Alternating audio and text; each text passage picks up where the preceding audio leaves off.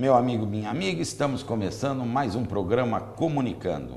Este programa vai para o ar todas as sextas-feiras às 22 horas, aqui no seu canal comunitário da cidade de São Paulo.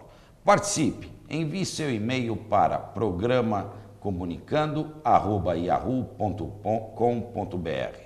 Nosso entrevistado de hoje é o radialista Edson Natali. Boa noite, Edson. Boa noite, Luiz Fernando. É um prazer estar aqui no programa Comunicando, um programa tão importante aqui para nós paulistanos, e agradeço o convite por estar aqui esta noite. Edson, eu sei que você tem um programa na Rádio 9 de Julho exclusivo para pessoas com deficiência.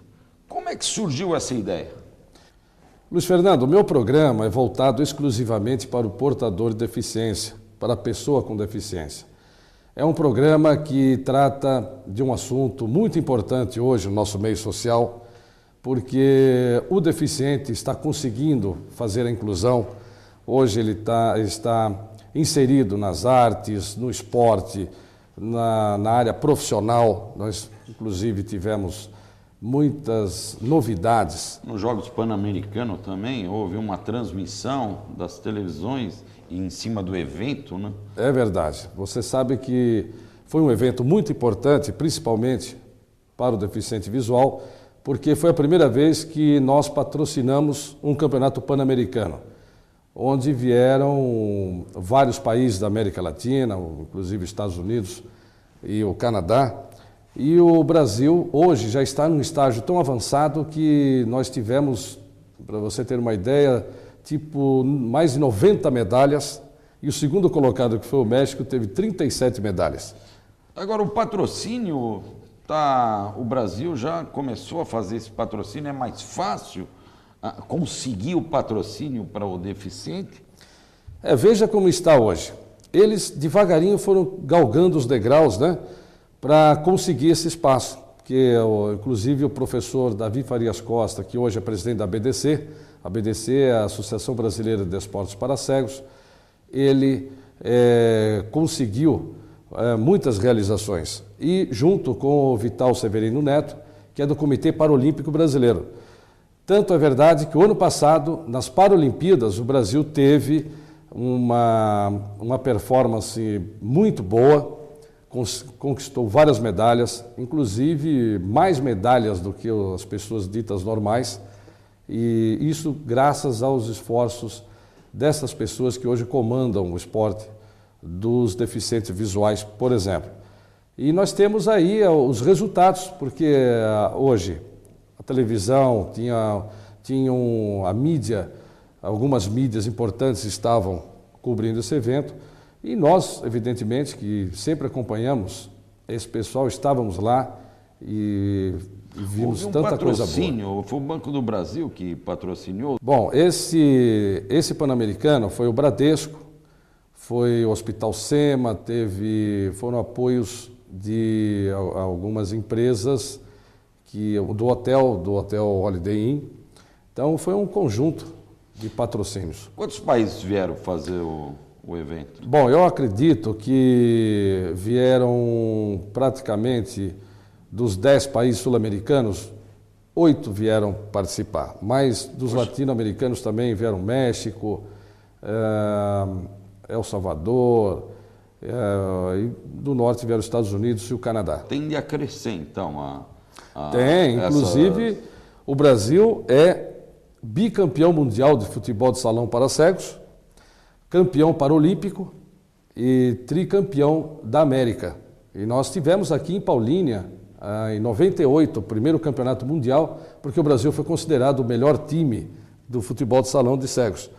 E, infelizmente, perdemos para a Argentina esse jogo de futebol de salão esse ano, e a Argentina não ganhava de nós há 14 anos, e este ano ele ganhou da gente, ganhou até muito bem. Queremos até parabenizar os argentinos, porque eles ganharam no jogo e na prorrogação, né, que eles estavam adversos, mas foi um jogo maravilhoso, muita gente.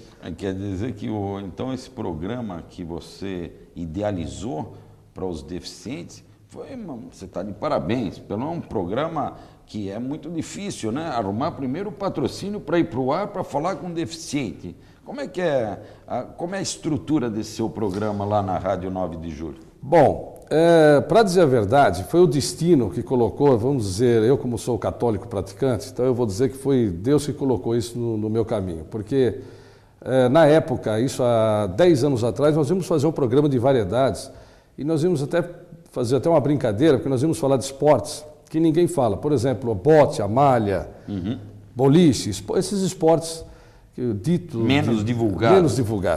E no primeiro programa, de repente, ligou um cego, o Alexandre do Ouro, que é até meu amigo hoje, e ele ligou, queria falar do esporte dele, que era o futebol de salão, mas nós não sabíamos que ele era cego.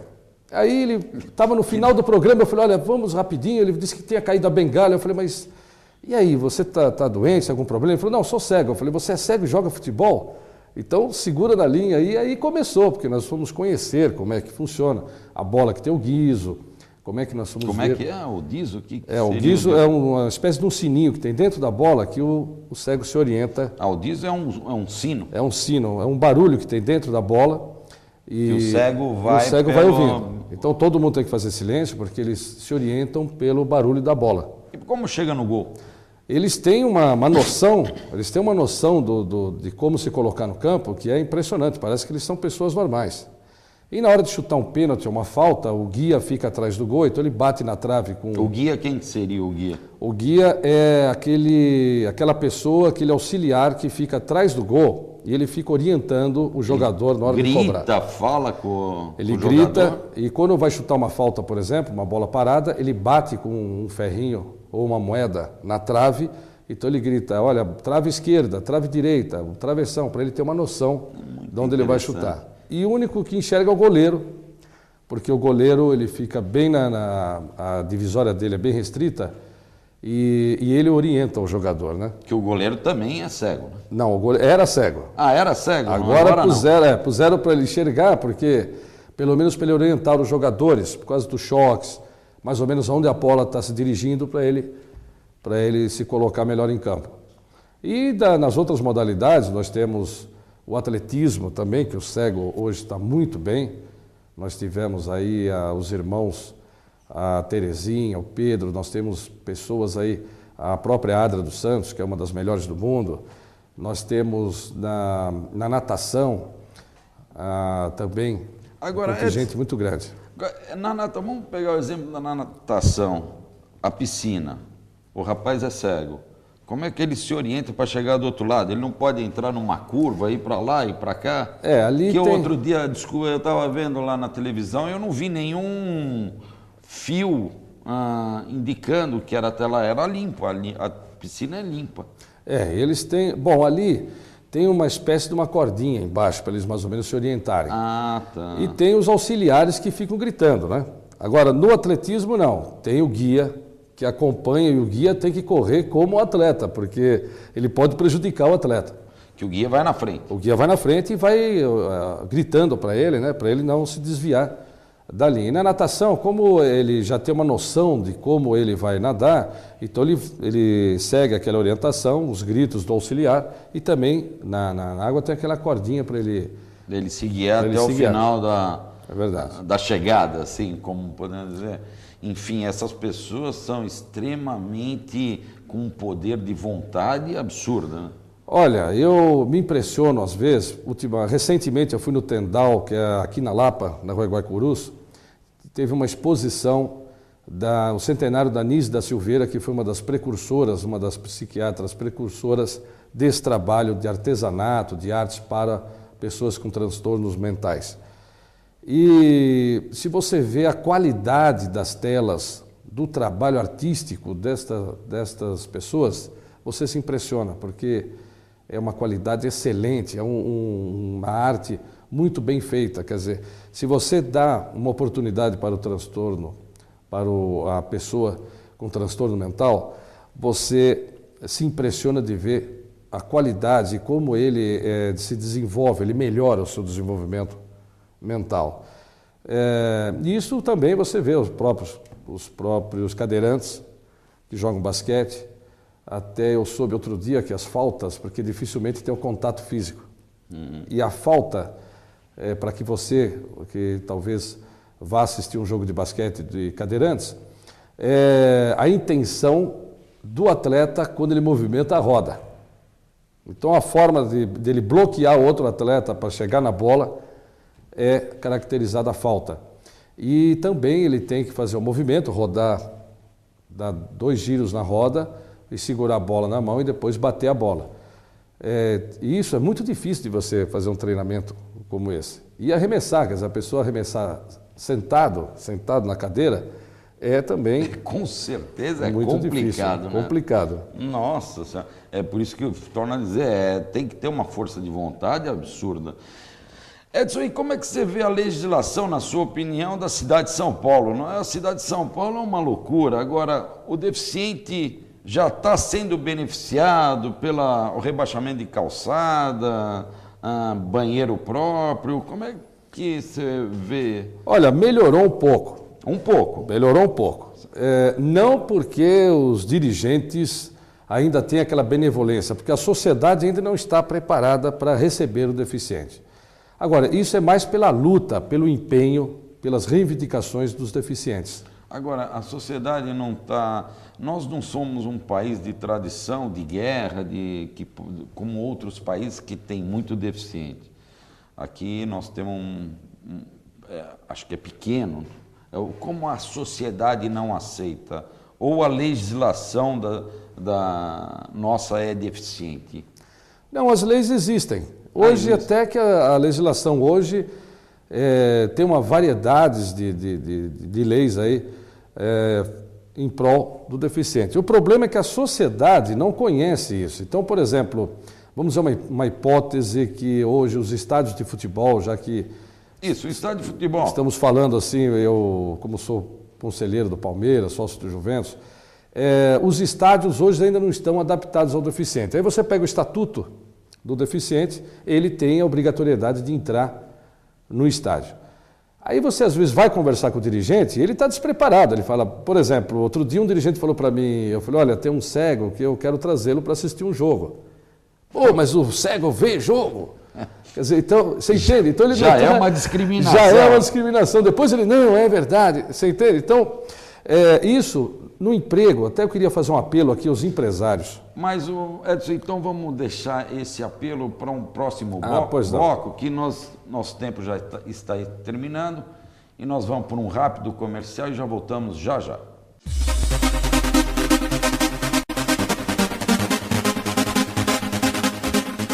A história não começa aqui. Eu sempre gostei de estudar. Um dia, tive de largar a escola para trabalhar.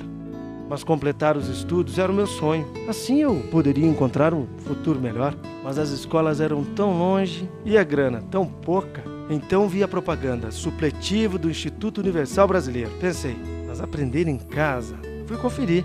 Conheci a escola, salas de exames, professores e vários alunos já formados.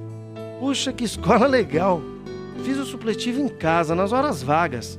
As apostilas eram objetivas e claras e eu estudava no meu ritmo. Os exames foram no próprio Instituto Universal Brasileiro. Consegui meu certificado oficial e hoje realizei meu sonho. Entrei na faculdade. Quem quer, consegue. Instituto Universal Brasileiro. Faça o supletivo oficial 31470343 e também nos Correios ou www.iubes.com.br.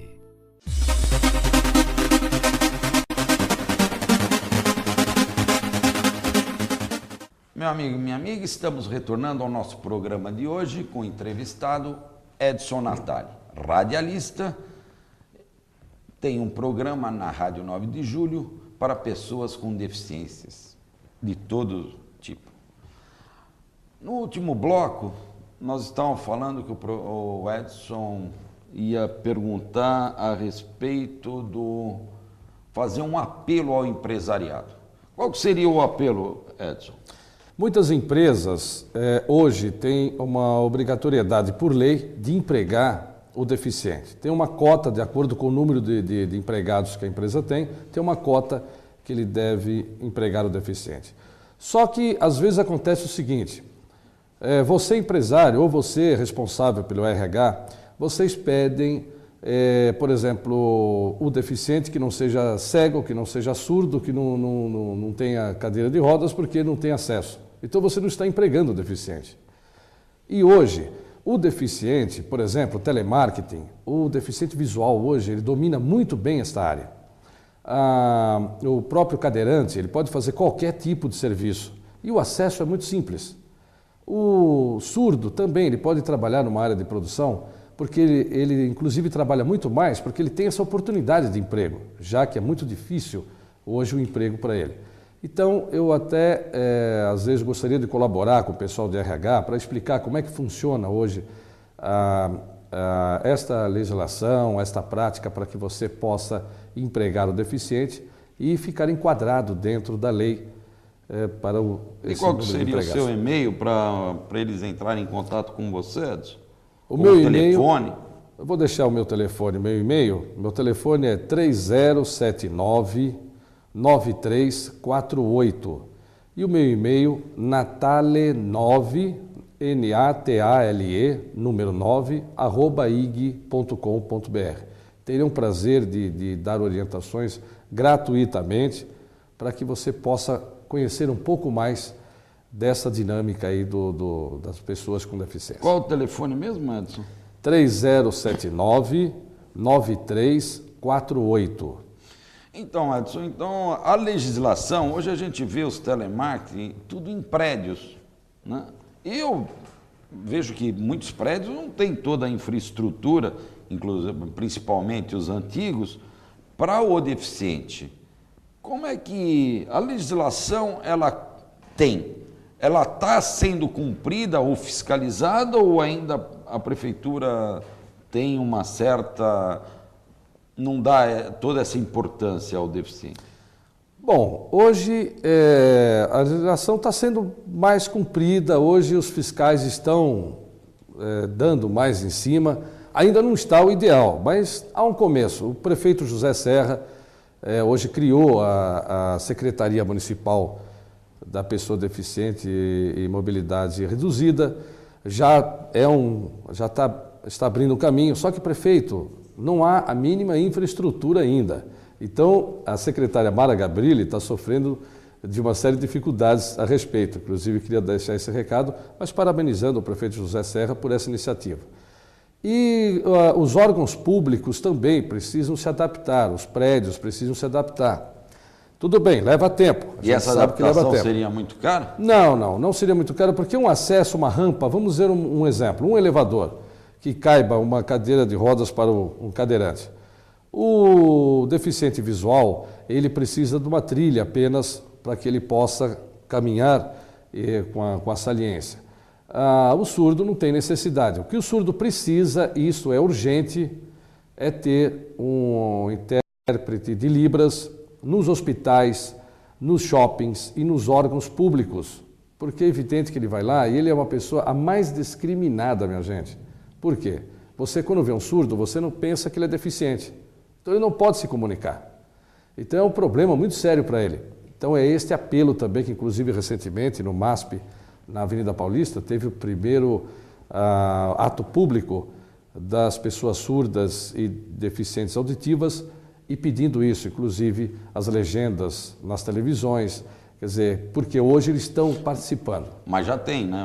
Tem canal que já tem a legenda de Tem, hoje já surdo. Temos. Tem, sim. Hoje já estão, alguns canais já estão colocando as legendas. Quer dizer, nós estamos já está sendo visto e feito a legislação a ser cumprida, então. Já está começando, inclusive o Ministério do Trabalho já está começando a fiscalizar as empresas, os órgãos públicos ou até aí os acessos para que o portador de deficiência possa ter a sua vida mais facilitada. Já está começando.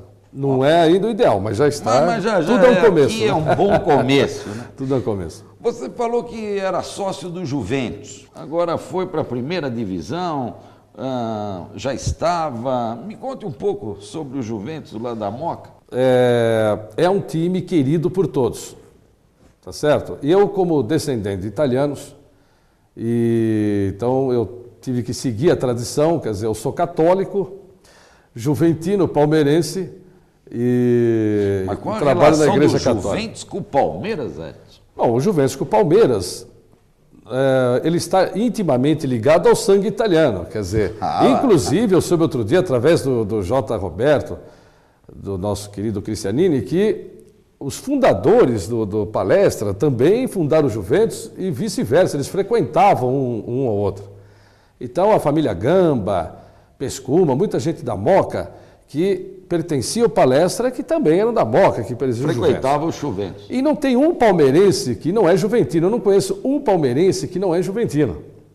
Agora, e o juventino autêntico, ele também tem muitos lá que são Que ano que foi fundado o Juventus? 1924. Poxa vida. E o Juventus tem a sua tradição também, porque a Moca também tem a sua tradição. E como o Juventus, vamos dizer, foi discriminado durante muito tempo, você vê a mídia, ninguém fala do Juventus. Mas por que essa discriminação? Você vê, em é cima uma do discriminação. Juventus? Uma vez um colega de imprensa disse, mas o Juventus precisa montar um time para tal. Mas eu falei, o Juventus não precisa montar um time, porque as nossas vitórias são muito mais valorizadas. Pergunta aos corintianos, por exemplo, quanto que sofreram com o Juventus, inclusive o moleque travesso. Essa alcunha veio de um jogo Juventus e Corinthians, em 1930, e o Corinthians era arrasador na época, e o Juventus ganhou por 1-0. E o falecido Tomás Mazzoni pôs essa alcunha no moleque travesso. E ele sempre complicou para os times grandes, e agora nós estamos voltando. É verdade, moleque travesso, de onde veio essa... Foi justamente um apelido para o Juventus? Foi um apelido, né? justamente nesse jogo contra o Corinthians, porque a qualidade técnica era bem díspare, né? E o Corinthians sempre teve um bom time, um grande time, na época, muito mais. E o Juventus ainda estava engatinhando. E, de repente, o Juventus venceu por 1-0 o grande Corinthians. E, desde então, de vez em quando, derrubamos até diretores do Corinthians quando ele ganhou na loteria esportiva, né? O Juventus ganhou do Corinthians de 1-0 e o diretor do Corinthians ganhou na loteria. O Juventus está na primeira divisão, Edson? Voltamos para a Série A1, voltamos para a primeira divisão. Queremos parabenizar aí a diretoria do Juventus, através do senhor Armando Raúdi, e o Edu Marangon, que é cria da Moca, que foi jogador do Juventus, do Palmeiras, e hoje, infelizmente, hoje não está mais no Juventus, mas... E o Juventus tem algum projeto para essa primeira divisão? Vai contratar jogadores? Tem uma empresa que está patrocinando hoje, já estão em entendimentos aí, uma grande empresa, já estão em entendimentos aí para o ano que vem, e o Juventus está aí com planos de, pelo menos, fazer uma boa figura no campeonato do ano que vem, para a gente não cair mais, não é verdade? Porque o nosso lugar é lá, porque o Juventus, inclusive, é um dos fundadores da Federação Paulista de Futebol. O Juventus tem estádio, né, Edson? Tem, o nosso querido Qual é a estádio. capacidade? Bom, eles dizem que cabem 10 mil pessoas. Dizem. Mas vamos colocar assim, folgadamente, umas 4 mil pessoas, né? Que já é um bom começo, já é uma boa coisa. E o Juventus, a Javari é muito simpática, muito conhecida, no coração da Moca, ali no Cotonifício Crespi. Ele nasceu ali porque foi através do Crespi, né, da família Crespi, que nasceu o Juventus, que nasceu o estádio da Rua Javari. Então nós temos um estádio belíssimo, muito simpático. E olha, pessoal, a torcida do Juventus é a torcida da não violência, é uma torcida muito simpática e olha, é a única torcida que você conhece todo mundo pelo nome. Edson, mas quantos torcedores tem o Juventus, Edson? Aí que está. Antigamente falava que o Juventus era a torcida da Kombi. Agora hoje... Que cabia só na Kombi. Que cabia só na Kombi. Agora hoje, o nosso querido Sérgio Manjulo, mandar um abraço para o Sérgio Manjulo, que é o presidente da torcida da Ju Jovem, hoje ele comprou um ônibus. Então, o Juventus é a torcida do ônibus. Não é? Então, mas é brincadeira. Olha, aumentamos bastante, nós temos uma torcida qualificada, uma torcida numerosa. Mas quantos? Bom, eu acredito que... 1 milhão? Não chega. Eu acho que não chega a 1 milhão, mas... Não chega a 1 milhão, mas olha... Está por ali. Está mais ou menos próximo. E lá é um clube também, né? Não, o Juventus, nossa... É um clube que tem o futebol e o clube. Também. Verdade. O Juventus já foi o maior clube da América Latina. Hoje ainda tem o melhor parque aquático da América Latina. A estrutura do clube do Juventus é excepcional, nenhum clube tem. E hoje nós temos essa comodidade ainda para o sócio. Ótimo, então. Edson, nosso tempo está terminando. Eu queria que você desse suas considerações finais aos nossos telespectadores. E foi ótimo o nosso bate-papo. Eu acho que deu para esclarecer muita coisa sobre a pessoa deficiente. E estamos caminhando para a melhoria e fazer que o nosso deficiente tenha o seu direito de cidadão. Olha, Luiz Fernando, eu agradeço imensamente o convite. Quero agradecer ao meu amigo José Roberto Cristianini, mandar um abraço para o Afonso, que esteve aqui também, mandar um abraço para o Juventino, palmeirense, pessoa com deficiência. E mais uma vez parabenizar vocês aí por esse programa de variedade, um programa de utilidade para a nossa população. E eu estou às ordens para qualquer orientação, para qualquer visita que vocês quiserem. Estou à vontade. Nosso programa vai ao ar pela Rádio 9 de Julho, Católica, 1600 AM, todos os sábados às 21 horas. Um abraço para todos vocês e muito obrigado. Meu amigo, minha amiga, estamos terminando mais um programa Comunicando. Até sexta-feira que vem. Boa noite.